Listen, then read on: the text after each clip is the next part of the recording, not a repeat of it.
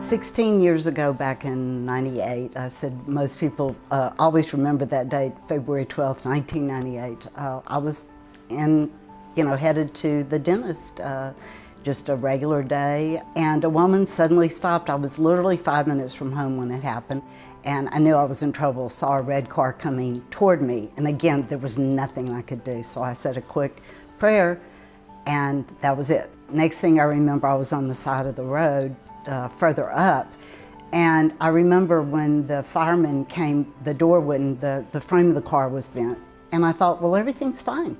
I waited for my husband to come pick me up, thought I was fine, but within 48 hours I knew I wasn't, and the symptoms started showing up more and more and more. Numbness, dizziness, couldn't walk, and it went kind of downhill from there. I was told I had a post-concussion syndrome, go home and lead a nice life. Well, it wasn't a nice life for quite a while. I went to doctor after doctor, trying to figure out what was wrong, but the brain injury was what literally was driving me crazy. I started the Brain Injury Peer Visitor Association and program because I just wanted to help other people. If I could just make one person feel better than I felt, it would be wonderful. Of course, now we've literally helped thousands and thousands of people. We are basically a volunteer association and program within each of the hospital's volunteer programs.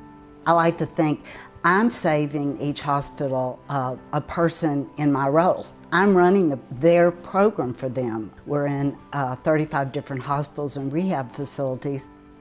To be a team member, you have to have either a brain injury or be a caregiver of a brain injured person.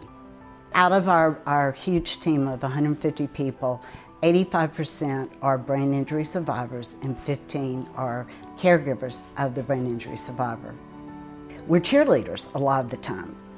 We're there to explain to them, a little bit about what has happened to them, first of all, and that they can get better, but then also, why that the therapists are there to help and support them.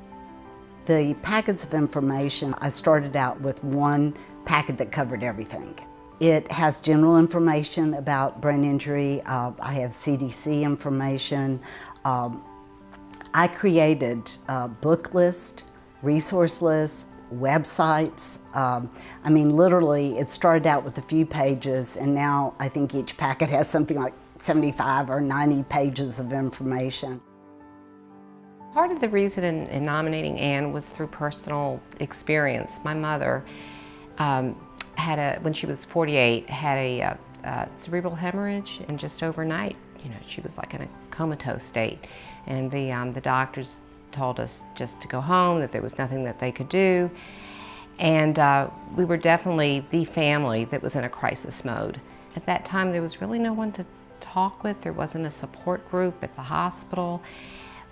We didn't know what kind of questions to ask.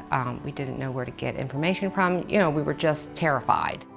So, had a service been available, like Ann's, like the peer visitor program, it just would have been a godsend. It would have given us a lot of support. I think we could have gotten the information a lot quicker and easier, and known maybe where to go. And basically, I just feel that Ann is an angel. Just to watch her work endlessly, hour after hour, day after day, and I do the reports, I put in all the statistics, and I see the hours and hours that she puts in daily, monthly, whatever. It's amazing. The contributions that Ann's made helping other brain injured survivors, I think, has been wonderful.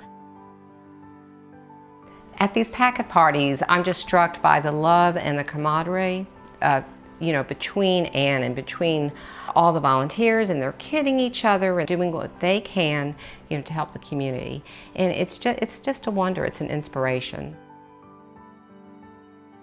Well, I'm truly honored to receive the award, especially related to in the healthcare business, because 2 of my children are doctors. One is a nurse. They say they became that and served they're serving their fellow human beings because of my wreck.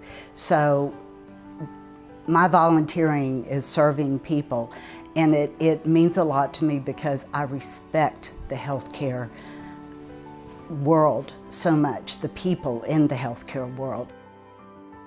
We all collectively share the feeling that this is our mission in life, that we're really supposed to be doing this. And I have so many of my survivors tell me, and the caregivers, that I was allowed to live through my event just to peer visit.